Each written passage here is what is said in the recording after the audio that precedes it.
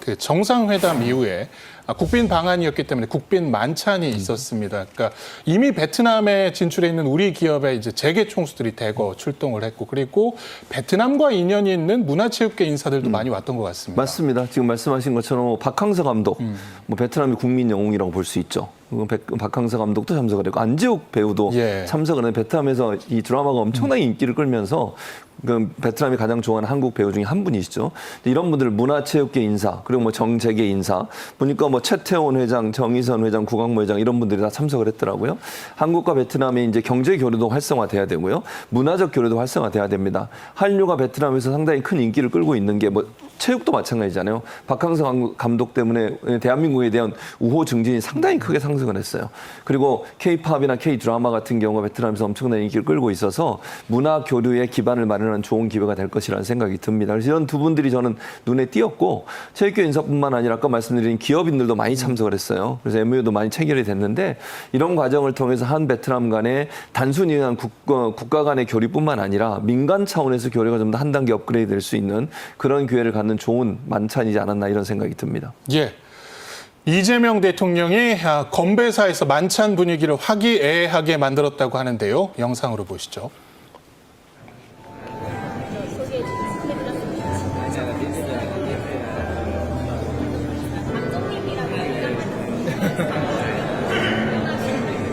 우리 도롬 당 서기장님 네 분의 건강과 양국 관계의 무궁한 발전을 위해서 함께 건배하겠습니다. 제가 건배라고 하면 쭉스쾌라고 말씀해 주시기 바랍니다. Khi tôi hô là xin con be thì mời quý vị sẽ nói 건배! chúc sức khỏe. Xin cảm ơn.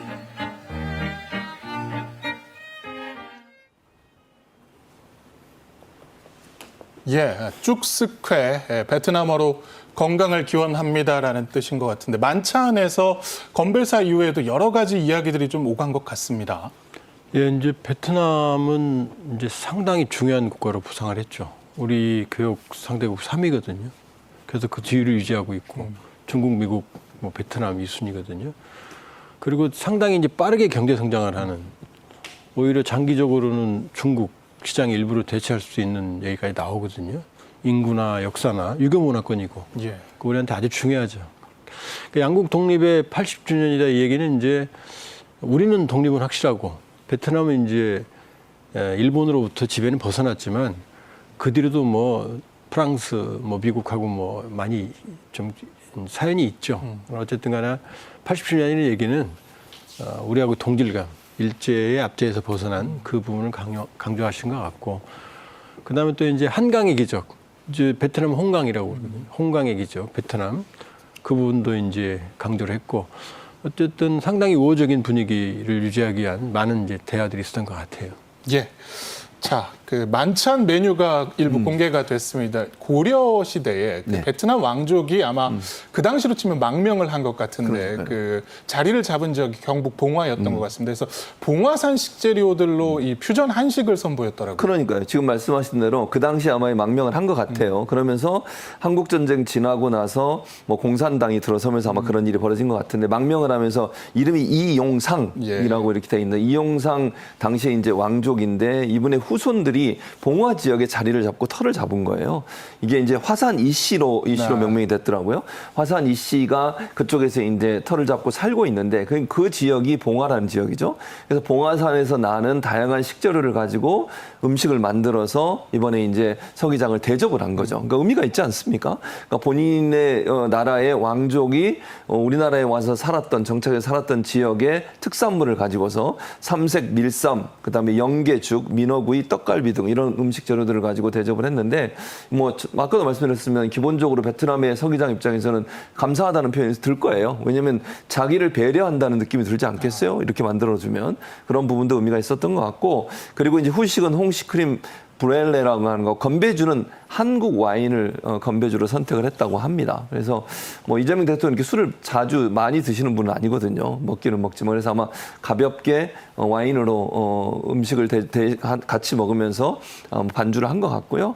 전체적으로 만찬하면서 아까 말씀하신 뭐 베트남어로 이렇게 건배사도 하고 이러면서 화기애애하게 만찬이 진행된 것으로 보여집니다. 예, 베트남은 앞서 말씀해 주신 것처럼 우리의 3대 교역국이기도 합니다. 그래서 정상회담에서 이 교역의 규모를 2030년까지 대대적으로 좀 키우자는 뜻이 모였고 이게 공동성명에 좀 그대로 담긴 것 같습니다.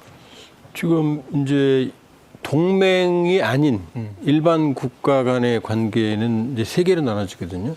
가장 밑에가 동반자 관계, 그다음에 전략적 동반자 관계, 그다음에 제일 위에가 포괄적 전략적 동반자 관계거든요. 근데 성명은 포괄적 전략적 동반자 관계 심화 이렇게 돼 있으니까 이제 최고 수준의 관계를 유지하겠다는 거고 이게 정치, 경제, 사회, 문화 그리고 지금 베트남이 3위로 올라선 건 사실은 이제 1990년대 전후 중국이 고도 성장하면서 우리도 따라 고도 성장했거든요. 근데 지금 이제 그 교육 규모가 지금 역전되거든요. 수출 수입이. 근데 베트남은 아직도 우리가 상당 부분 흑자거든요. 예. 1년에 한 300억 달러 정도. 왜냐하면 우리 중간재를 가져다가 조립해서 파는 구조. 중국도 그랬거든요. 그러니까 상당 기간 동안 이제 베트남은 우리에게 그 호혜적인 경제적 대상이 되거든요. 그러면서 그러니까 우리는 그런 새로운 전략적 가치를 확인하는 공동성명이 나왔고 이걸 이제 정치, 경제, 사회, 문화, 외교, 안보까지 확장하는 그런 내용들이 이제 공동선언문에 담겼습니다. 예. 특히 주목할 만한 부분이 이제 최근에 우리 K방산이 아주 약진을 하고 있는데 네. 베트남에 K9 자주포를 수출하기로 했습니다. 이 공산권 국가에 K9 수출하는 거 처음인 것 같습니다. 그렇죠. 인도 차이나에도 처음이고요. 그렇게 보면은 이제 세계 10번째 국가가 됩니다. K9 클럽. 그러니까 사실 대단한 거죠. 자주포 시장의 거의 절반을 석권하고 있거든요. 예. 그런데 이제 베트남이 공산권 국가니까 이게 상당히 민감하거든요. 왜냐하면 공산권 채널 루트를 통해서 북한으로 넘어가면 어떡하느냐, 또 중국으로 넘어가면 어떡하느냐 이런 걱정이 많았는데 사실은 미국과의 암묵적 동의 없이 단독적으로 저런 일이 벌어지기는 어려워요. 근데 미국이 인도태평양 전략을 하면서 베트남과의 관계를 강화하고 있거든요. 그러니까 미국도 동의를 했다고 봐야죠. 저런 상황은. 그렇기 때문에 그런 우려는 좀 덜 수 있을 것 같고 예. 또 그런 그런 우려를 덜기 위한 별도 조항의 합의도 있는 것으로 알고 있거든요. 그러니까 어찌됐건 이 공산권 국가, 유럽이 아니고 또 인도도 아니고 이 아시아에 거점을 마련했다라는 점에서 상당히 의미가 있다 이렇게 볼 수 있죠. 예. 베트남은 그리고 중국과의 이제 해역에서의 분쟁이 좀 있습니다. 그러니까 중국이 남중국해 한 90% 정도에서 영유권을 주장을 하면서 베트남 등 여러 이 동남아 국가들과의 분쟁이 있는데 우리도 최근에 이제 서해 구조물 때문에 네. 중국과도 좀 마찰이 있고요. 그래서 이런 부분에서 베트남과 좀 한 목소리를 낼 수 있지 않을까 기대도 됩니다. 그렇죠. 이제 미국이 베트남을 중시하는 것도 미국은 베트남하고 전쟁도 했잖아요. 미국이 사실상 뭐 패배한 전쟁으로까지 베트남 전쟁 상처가 있는데 그런데도 미국이 베트남의 전략적 가치를 중시하는 건 바로 중국 견제거든요. 그리고 베트남은 중국과의 관계가 뭐 단순하지는 않지만 이제 영토 분쟁도 있었고 중월 전쟁도 있었거든요. 79년에. 예. 또 이 해양 분쟁, 해양 영토 분쟁 이런 점에서는 상당 부분 중국과 각을 세우고 있거든요. 또 이번에 필리핀 해양 순시선, 해경선 이 추격 과정에서 중국 함정기로 충돌할 정도로 긴장이 고조되고 있거든요. 우리 서해도 지금 긴장이 고조되고 있고 그렇게 본다 그러면은 중국과 관련된 공동 전선 이런 문제 갈등 예. 이런 것도 가능하죠. 예. 예. 자, 그리고 베트남 역시 굉장히 젊은 시장입니다. 인구도 젊은 편이고 구매력도 높고 여러모로 우리와 협력할 분야들이 많은 것 같은데 이외에도 뭐 에너지에서 원전이나 뭐 재생에너지 등에서도 협력을 하기로 약속을 했다고. 그렇습니다. 지금 한국 베트남 사이 재생에너지 관련해서 MOU가 체결이 되면서 협력을 강화하겠다고 약속을 했습니다. 아무래도 베트남 같은 경우도 세계 전체 무역 시장에서 지금 재생에너지 사용 분야에 대해서 관심이 많고 또 아리백을 충족시키지 못하면 수출을 못하는 상황까지 예. 가지 않습니까? 그러다 보니까 재생에너지 분야에 대해서 우리가 조금 앞서가고 있으니 우리의 기술을 좀 받아들여서 베트남 내에서도 재생에너지 산업을 좀 더 활성화시키려는 의지를 갖고 있어서 그 부분에 대한 논의가 활발하게 이루어졌고요. 그래서 재생에너지 협력에 대한 MOU를 체결을 했습니다. 주요 태양광, 풍력 이런 민간 영역에서 함께 개발하고 또 이전하는 기술을 이전하는 이런 합의가 이루어졌고요. 뿐만 아니라 한국전력하고 베트남 에너지산업공사, 우리로 하면 한국전력과 비슷한 예. 공사죠. 이 공사 두 양측 간에 원전 인력 양성에 대한 MOU를 체결했어요. 이건 뭐냐면 우리가 원전에서 전 세계적으로 가장 앞서는 나라 아니겠습니까? 근데 기술적으로 봐서 베트남이 기술이 좀 낙후돼 있으니 우리나라의 한국전력의 인력들이 가서 기술 양성을 해주고 또 기술을 이전해주는 그런 협력을 하겠다는 것이고요. 지금 보니까 베트남 같은 경우에 2035년까지 원자력 발전 4기를 가동한 걸 목표로 하고 있거든요. 우리의 도움이 필요한 상황이죠. 그러니까 운영할 수 있는 인력을 양성하는 것도 필요하고 또 우리가 원자력을 거기에 수출할 수 있는 기회도 될 수 있다고 생각을 합니다. 그래서 재생에너지뿐만 아니라 원자력 개발이나 발전에 협력하겠다고 MOU를 체결하면서 우리와 베트남 간의 전력에 대한 전략적 동맹자 관계가 형성됐다고 볼 수 있겠습니다. 예. 자, 뭐 경제 분야에서의 베트남과의 협력 분야는 무궁무진할 것 같은데 이번 공동성명이 주목할 만한 부분은 이것을 이제 외교와 안보 분야로까지 확대하기로 했다는 점인 것 같습니다. 특히 앞으로 북핵 문제나 북한 문제에서 베트남과 공조할 수 있는 방향이 있을까요? 왜냐하면 외교 안보적으로도 상당히 의미가 있는 게 베트남이 이 북한과 상당히 끈끈한 관계거든요. 근데 최근 북한이 이제 쿠바가 우리가 수교하면서 상당한 타격을 입었고 또 시리아, 중동에서도 북한의 우방이었던 시리아가 우리가 수교를 하는 그러면 베트남도 이번의 행보는 사실 예사롭지 않게 볼 수 있다. 북한의 우방이었던 베트남이 우리와 관계를 강화하는 데 합의를 한 거거든요. 그렇게 보면 보이지 않는 외교적 어떤 노력의 결과라 이렇게 볼 수가 있고 또 하나는 그래도 북한이 어느 정도 베트남과의 어떤 연결을 가지고 있기 때문에 비핵화나 한반도 문제 해결 이런 데 베트남의 협조를 또 구할 수도 있거든요. 예. 그러니까 베트남과의 관계 개선은 경제뿐만이 아니라 이번에 뭐 K9 수출도 있지만 안보적으로도 또 한반도 문제 해결에도 상당히 협력을 기대할 수 있는 그런 국가라고 볼 수가 있죠. 예. 자, 한편 김혜경 여사는 또롬 서기장의 부인 리 여사와 함께 국립중앙박물관 나들이를 했다고 합니다. 영상으로 보시죠. 아유, 반갑습니다.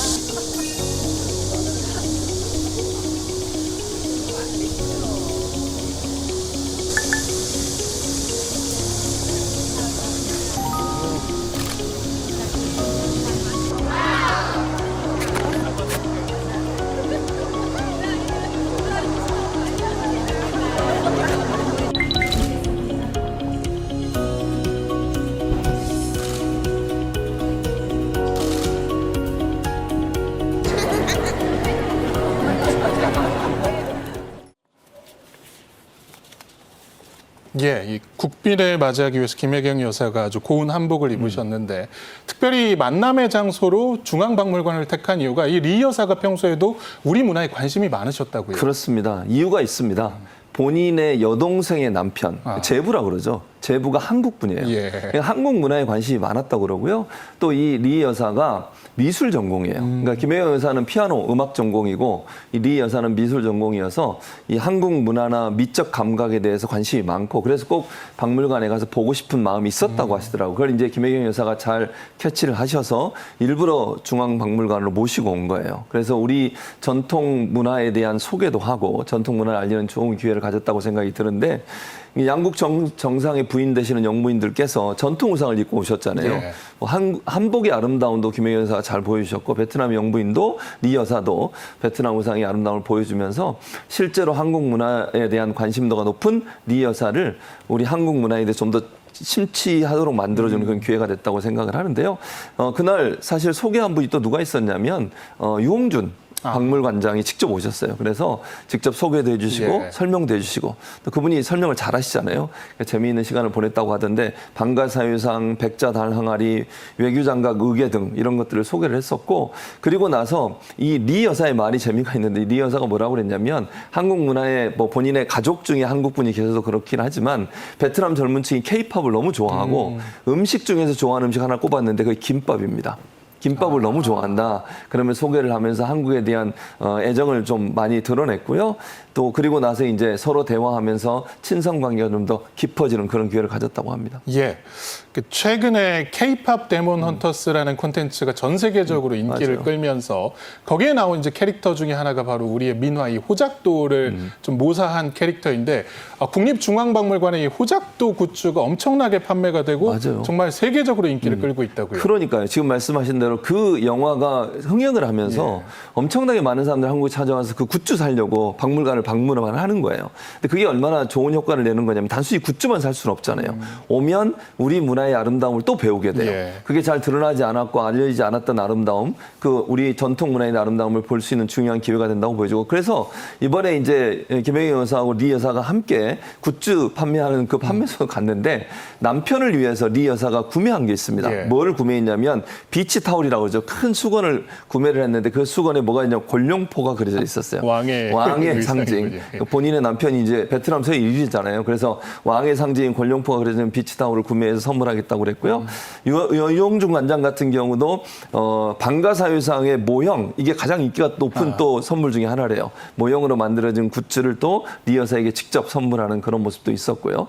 그리고 리 여사는 만찬 때 김 여사에게 이런 얘기를 했어요. 김혜경 여사에 대해서 많이 연구하고 왔다 이러면서 이제 만찬하게 되면 김혜경 여사와 이재명 대통령의 러브스토리를 좀 들려달라 그런 얘기도 요청도 했다고 합니다. 그리고 말씀드린 것처럼 이제 김혜경 여사는 피아노 그리고 리 여사는 미술을 전공했기 때문에 예술적 감각이 사실은 통할 수 있는 영역이잖아요. 그래서 소통이 더 잘 된 게 아닌가 이런 생각이 듭니다.